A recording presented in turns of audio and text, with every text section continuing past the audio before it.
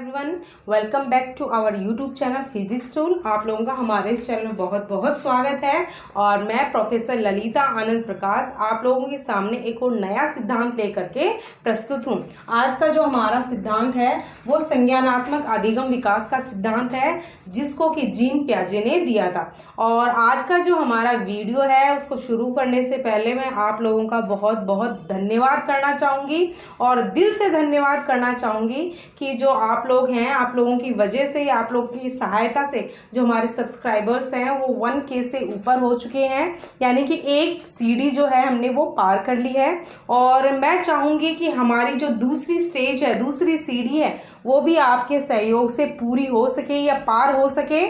कि जो हमारा वॉचिंग टाइम है इसको आप थोड़ा सा बढ़ाएं, जबकि वॉचिंग टाइम जो हमारा है वो 50% से ऊपर हो चुका है। लेकिन फिर भी मैं आप लोगों से रिक्वेस्ट करूंगी कि हमारे चैनल को और इसके वॉचिंग टाइम को आप ज़्यादा से ज़्यादा लोगों से शेयर करें, ताकि इसका बेनिफिट आप लोगों को भी मिले। और मैं एक बात और बोलना चाहूँगी कि जो अभी ये परीक्षाएँ आने वाली हैं वो और थोड़ी सी आगे चली गई हैं, लेकिन समय मैं बोलूँगी कम है।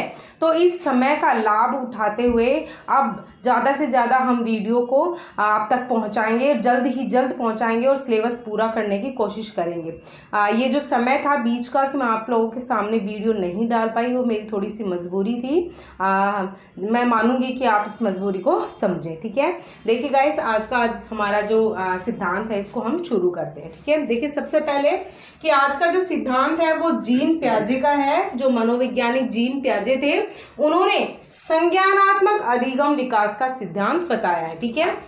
देखिए गाइस, ये जो संज्ञानात्मक अधिगम विकास का सिद्धांत है, ये इन्होंने ज्ञानेंद्रियों से उत्पन्न जो संवेग होते हैं उनके आधार पर इस सिद्धांत को बताया है, ठीक है। और आज का जो ये जो सिद्धांत है ये स्पेशल इसलिए है क्योंकि इसके अंतर्गत जो बालक होता है उसका जन्म से लेकर के और कब तक तीव्र गति से विकास होता है और उसमें जो बदलाव आते हैं वो इसके अंतर्गत आते हैं, ठीक है। और वो जो बदलाव होते हैं वो किस उम्र में किस स्तर तक होते हैं वो हम इसके अंतर्गत पढ़ेंगे, ठीक है। तो देखिए, स्विट्जरलैंड के विद्वान जीन पियाजे, जो जीन पियाजे थे वो कहाँ के विद्वान थे? पहला क्वेश्चन बन जाता है हमारा कि वो स्विट्जरलैंड के विद्वान थे और इन्होंने जीव विज्ञान यानी कि बायोलॉजी, जीन विज्ञान को क्या बोलते हैं? बायोलॉजी।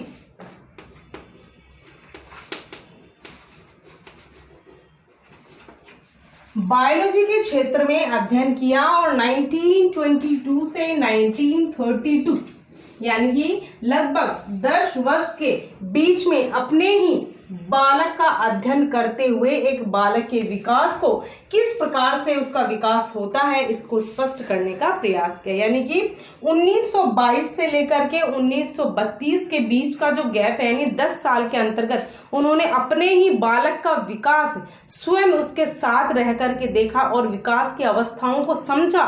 उस विकास की अवस्थाओं को समझते हुए इन्होंने जो बालक का विकास होता है उसको स्पष्ट करने के लिए अध्ययन किया और संज्ञानात्मक विकास का जो सिद्धांत दिया उन्होंने, इन्हें विकासात्मक मनोविज्ञान का जनक भी माना जाता है। तो जीन पियाजे को विकासात्मक मनोविज्ञान का जनक भी माना जाता है। मैंने अंडरलाइन कर दिया है, ठीक है। जीन पियाजे को विकासात्मक मनोविज्ञान का जनक माना जाता है। इन्होंने, मैंने अभी आपको बताया था, ज्ञानेंद्रियों के अध्ययन से, देखिए ज्ञानेंद्रियों के प्राप्त होने वाली संवेदनाओं के आधार पर होने वाले बालक के विकास को 4 अवस्थाओं में वर्णित किया है, ठीक है। कि जो बच्चा कुछ भी कार्य करता है वो अपनी इंद्रियों के संवेग के आधार पर करता है, ठीक है। यानी जो उसकी इंद्रियां उसको विकास की ओर ले जाती हैं, उन्हीं से प्राप्त संवेग के आधार पर इन्होंने इसका विभाजन किया है और इन अवस्थाओं को इन्होंने 4 भागों में वर्णित किया है और इन 4 भागों के आधार पर हम संज्ञानात्मक अधिगम विकास सिद्धांत पढ़ेंगे, ठीक है। तो 2-3 क्वेश्चंस गाइस इसमें हमारे बन जाते हैं कि संज्ञानात्मक अधिगम का जो सिद्धांत हो किसने दिया? जीन पियाजे ने दिया। ये सिद्धांत कब दिया? 1922 से 1932 के बीच दिया। और उन्होंने किस पे इसको प्रयोग किया? तो बोलेंगे कि अपने ही बच्चे को देख करके इन्होंने इस सिद्धांत को प्रतिपादित किया और इन्होंने ज्ञानेंद्रियों के माध्यम से प्राप्त होने वाली संवेदनाओं के आधार पर इस सिद्धांत को दिया और उन्होंने इस सिद्धांत को 4 अवस्थाओं में विभाजित किया। वो जो 4 अवस्थाएं हैं वो है हमारी पहली अवस्था संवेदीय पेशीय गामक अवस्था, जन्म से 2 वर्ष तक। ठीक है, जो पहली अवस्था है ये है संवेदी पेशीय अवस्था, ये है जन्म से 2 वर्ष तक की अवस्था। इसी को अनुकरण की अवस्था भी कहते हैं। क्या कहते हैं इसको? अनुकरण की अवस्था।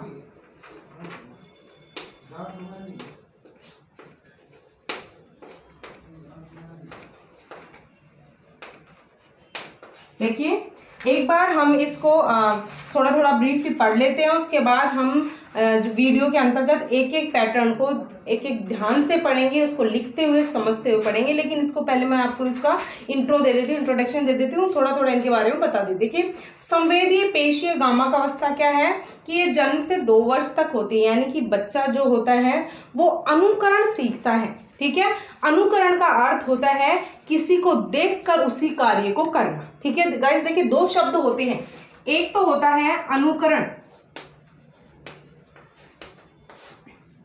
एक होता है अनुसरण। इनमें फर्क क्या है? अनुकरण होता है दूसरों को देख करके अपने आप उस कार्य को करना, यानी देख करके किसी कार्य को करना। ठीक है, दूसरा होता अनुसरण। अनुसरण होता है कि अपने मन की बात को सुनकर के स्वयं से कोई कार्य करना। ठीक है, तो अनुसरण क्या होता है? अनुसरण का अर्थ होता है कि अपने मन में जो कार्य करने की इच्छा होती है, मर्जी से काम करने को बोलते हैं अनुसरण, और देख करके काम करने को कहते हैं अनुकरण। ठीक है, तो इस अवस्था को हमने क्या माना है? अनुकरण की अवस्था।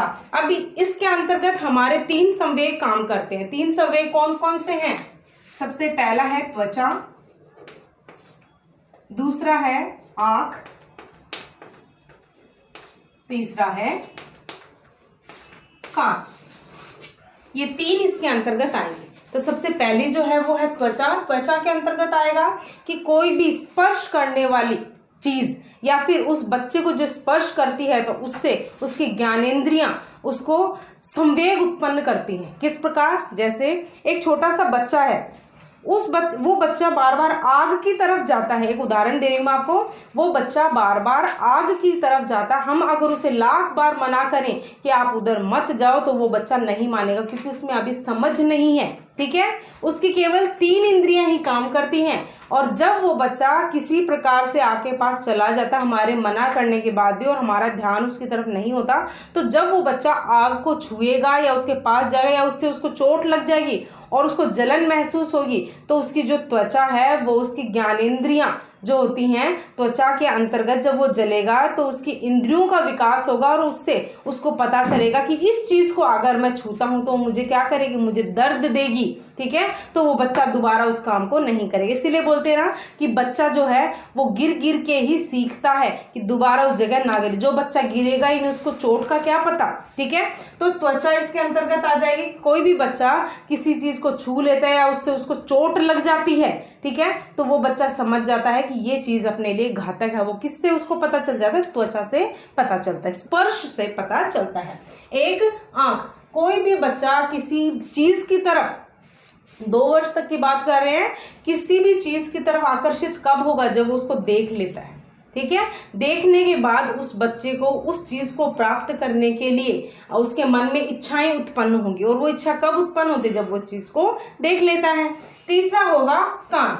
ठीक है, कान के अंतर्गत आएगा श्रवण शक्ति, जो हम सुनते हैं।